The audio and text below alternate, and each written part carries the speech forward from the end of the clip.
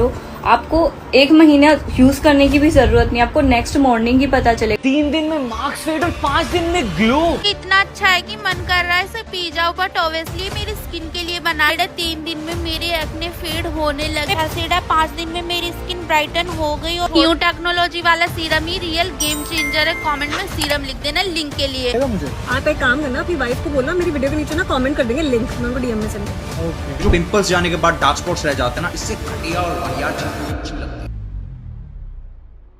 मेरा background ignore करना, but अगर आप भी डार्क स्पॉट्स फेस कर रहे हो तो बहुत हाईली चांसेस है कि आपने भी ऐसी बहुत सारी रील्स सेव कर रखी होंगी। At this point skin care जो कभी खुद का ख्याल रखने जैसा होता था, आज मार्केटिंग का बस एक हिस्सा बन के रह गया है। हर दिन एक नया सीरम मार्केट में आता है, एक नए वादे के साथ और एक नया जादुई इंग्रेडिएंट का टैग अपने साथ में लेकर। Now let's talk about the skin care industry for a second.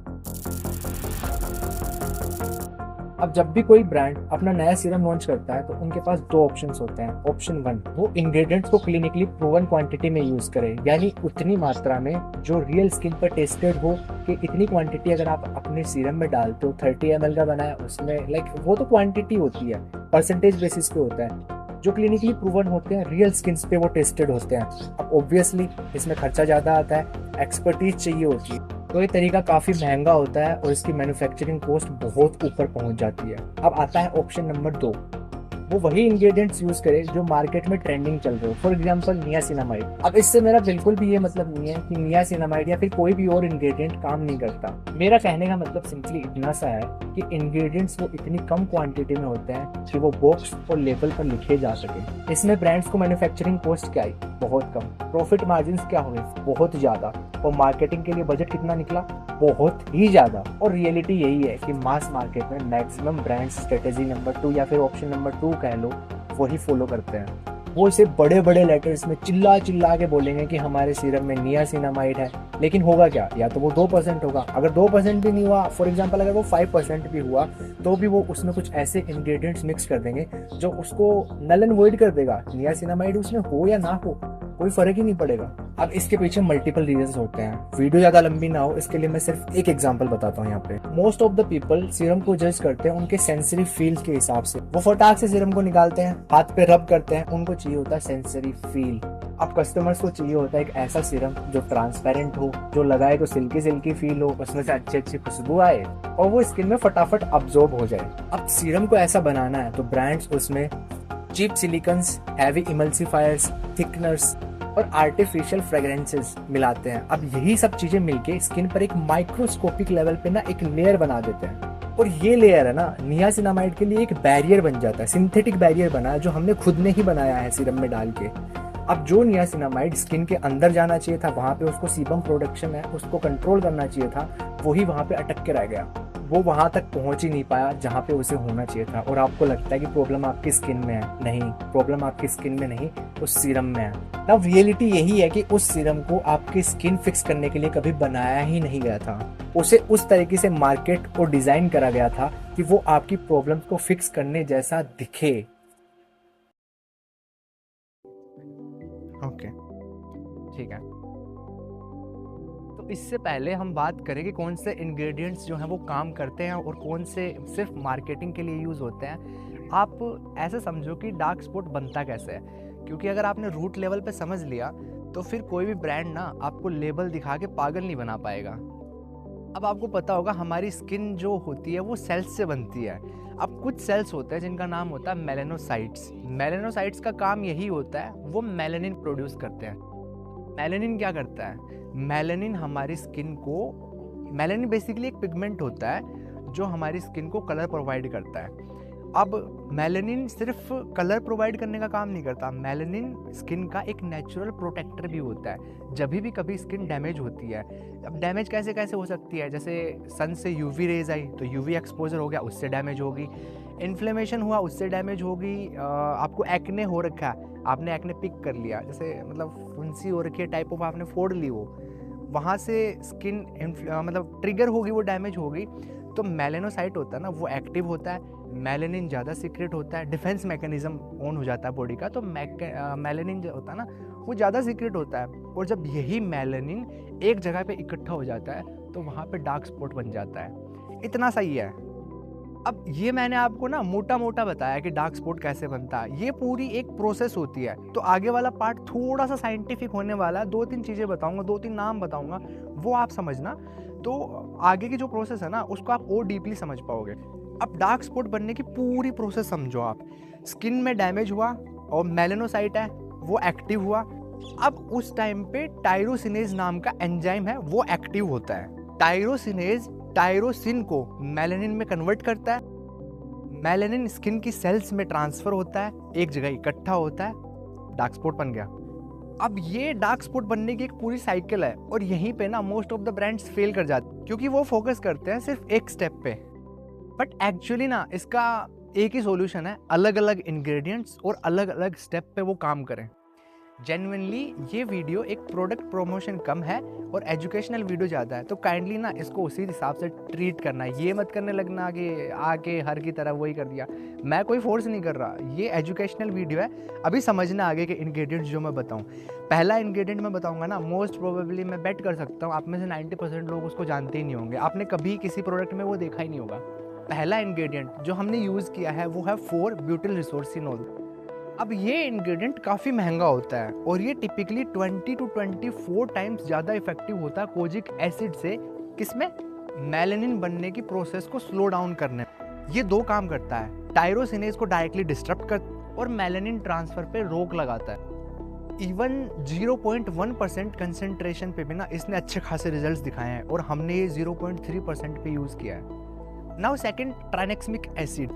ये ओरिजिनली एक मेडिकल कंपाउंड था जो ब्लीडिंग को रोकने के लिए यूज़ होता था, बट लेटर ऑन पता लगता है कि ये स्किन सेल्स और मेलानोसाइट्स, मैंने बताया आपको कुछ कीवर्ड्स पे ध्यान रखना होता है। तो अगर आपको समझ नहीं आ रहा मेलानोसाइट्स क्या है तो वीडियो को थोड़ा सा पीछे करो, पहले समझो, थोड़ा सा ना अपनी स्किन के बारे में समझो।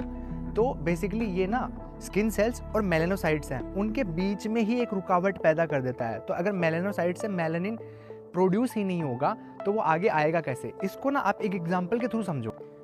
लाइक हमारी स्किन डैमेज हुई, वो डैमेज का सिग्नल गया मेलानोसाइट्स के पास, उसने मेलानिन प्रोड्यूस करा और मेलानिन जब एक जगह इकट्ठा हुआ तो डार्क स्पॉट बना।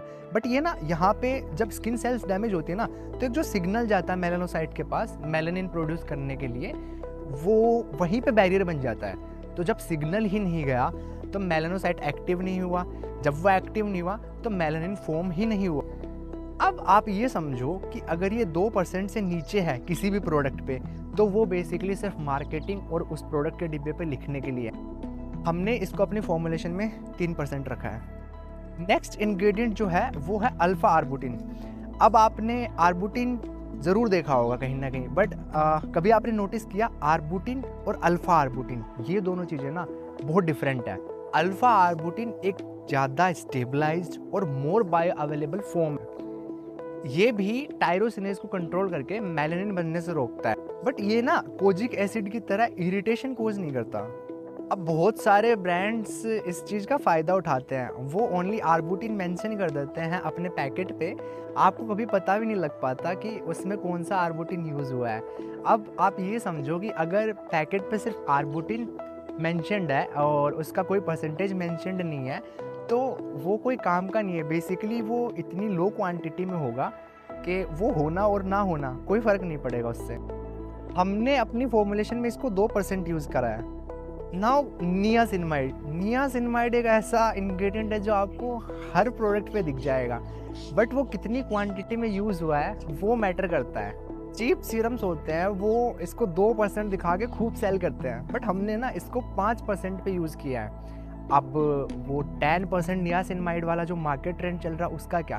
तो आप सिंपली एक बात समझो कि ज़्यादा हमेशा अच्छा नहीं होता। 10% नियासिनमाइड ना बहुत सारे लोगों में इरिटेशन कोज कर देता है। नेक्स्ट है सेंटेला एशियाटिका प्लस मेडेकासोसाइड।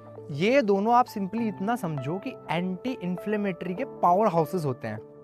ये एक्ने के बाद होने वाली रेडनेस को काम करते हैं और स्किन हीलिंग की, मतलब स्किन जो आपकी हील हो रही है, रिपेयर हो रही है, उसकी स्पीड को और बढ़ा देते हैं। अब आप देखो अगर इन्फ्लेमेशन ही नहीं हुई तो स्किन डैमेज नहीं हुई, मेलानोसाइट्स तक ये सिग्नल नहीं गया कि आपको मेलानिन प्रोड्यूस करना है, और अब तक आप समझ चुके हो कि मेलानिन कितनी डेंजर चीज़ है डार्क स्पॉट्स के लिए।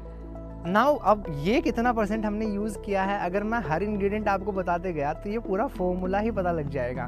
तो मैं नहीं चाहता मेरा कोई भी कॉम्पिटिटर ब्रांड इस फॉर्मूले को यूज़ करे, बट आप इतना भरोसा मेरे पे रखो कि जितना भी मैंने यूज़ किया वो मोर देन सफिशिएंट है। नेक्स्ट है PAD।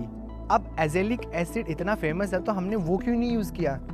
हमने वो इसलिए यूज़ नहीं किया क्योंकि जब वो अपनी नॉर्मल फॉर्म में होता है तो वो ज़्यादा इरिटेटिंग हो सकता है। वहीं पे ना PAD वाटर में अच्छी तरीके से सोल्यूबल होता है, स्किन फ्रेंडली होता है और साथ में उन बैक्टीरिया के अगेंस्ट काम करता है जो एक्ने कोज करने में ना हेल्प करते हैं। अगर आपकी skin oily plus acne prone है तो ये आपके लिए dual purpose type of ingredient की तरह से काम करने वाला है। ये वाला इंग्रेडिएंट आपको जो नॉर्मल और स्टैंडर्ड फॉर्मुलेशंस होते हैं उनमें बहुत रेयरली दिखेगा, क्योंकि इसको बनाने की जो प्रोसेस है ना थोड़ी सी टिपिकली हार्ड हो जाती है और थोड़ी सी कॉस्टली भी हो जाती है। पर हमने फॉर्मुलेशन पे टाइम दिया और हमने इसको यूज़ किया। बेसिकली हम मार्च से स्टार्ट कर रहे थे ये सारी चीज़ें। टाइम लगते इतना टाइम हो गया कि जून हो गई, बट टाइम लगा। पर हमने चीज़ें जो यूज़ करी है ना बहुत ही थॉटफुल तरीके से डिज़ाइन करी हमने। स्किन केयर ना सिर्फ जो ट्रेंडिंग प्रोडक्ट्स होते हैं उनका गेम नहीं होता। जब कोई ऑलरेडी अपनी स्किन को लेके स्ट्रगल कर रहा हो तो उसे ट्रेंडी प्रोडक्ट नहीं चाहिए होते, उसे एक थॉटफुल स्किन केयर की ज़रूरत होती है। और यही सारी चीज़ें सोच समझ के ना हमने फॉर्मुलेशन तैयार करा। हमने छोटी छोटी चीज़ों पे ध्यान दिया, जैसे हमने pH है ना वो 5 से लेकर 5.5 के बीच में रखी है, जो आपके फेस के लिए बेस्ट होती है। आज जितने भी लोग स्किन केयर कर रहे हैं उनमें 90% लोगों को यही नहीं पता कि उनकी स्किन पे क्या काम करने वाला है। वो सिंपली ट्रेंडिंग जो चल रहा है वो यूज़ करते हैं, अब नहीं काम कर रहा। आपको समझना पड़ेगा अपनी स्किन को। नाउ मैं आपको बिल्कुल भी रिक्वेस्ट नहीं कर रहा कि आप हमारा ये प्रोडक्ट खरीदो। वैसे भी ये वीडियो ना, इस वीडियो का मेन पर्पज़ था आपको एजुकेट करना रेदर देन मार्केटिंग। मैं जितने भी हमने इंग्रेडिएंट्स यूज़ करे हैं उनकी लिस्ट स्किन पे दिखा रहा हूँ, आप वो उसका स्क्रीनशॉट लो। AI आज के टाइम पे ChatGPT है, क्लोड है, आप उस पर वो अपलोड करो और हेल्प लो यार। बेसिकली आप खुद अपना डिसीजन लो। हमने ये सारे इंग्रेडिएंट्स क्लिनिकल लेवल पे टेस्टेड क्वांटिटी में यूज़ करे हैं। नाउ एट लास्ट मैं यही बोलूँगा कि अगर आप ये जिस सीरम की मैं बात कर रहा हूँ, पिगमेंटेशन करेक्टर सीरम, अगर आप ये एक्सप्लोर करने का सोच रहे हो तो ये आपके लिए बिल्कुल भी नहीं है। अगर आपकी स्किन ओवर सेंसिटिव है, मैं बिल्कुल भी रिकमेंड नहीं करूँगा, क्योंकि ओवर सेंसिटिव स्किन पे जाते ही ना ये इरिटेशन कोज कर देगा। तो आप ऑर्डर मत करना। मैं चिल्ला के मैं फिर से बोल रहा हूँ, अगर आपकी स्किन ओवर सेंसिटिव है तो आप इसको यूज़ मत करना। इसकी लिंक मैं डिस्क्रिप्शन में दे रहा हूँ, प्लस जो पिंड कमेंट है वहाँ पे भी मैं लिंक डाल रहा हूँ। अगर आप इसको ख़रीदते हो तो मेरी सिंपली आपसे एक ही रिक्वेस्ट है कि आप बिफ़ोर और आफ्टर रिजल्ट्स मेरे साथ ज़रूर शेयर करना। हमारा व्हाट्सअप नंबर मैं स्क्रीन पे मेंशन कर रहा हूँ, साथ में मेरे सोशल्स भी मैं मेंशन कर रहा हूँ। इंस्टाग्राम पे जाके फॉलो कर लो। अगर आपको और भी कोई डाउट है तो आप कमेंट में डालो वो। और सेकेंडली आपको किस चीज़ पे वीडियो चाहिए वो आप कमेंट करो, मैं श्योरली मैं वीडियो लेके आऊँगा। एंड लास्टली मैं यही कहूँगा कि स्किन को समझना ही स्किन केयर का पहला स्टेप है। Thank you for watching the video.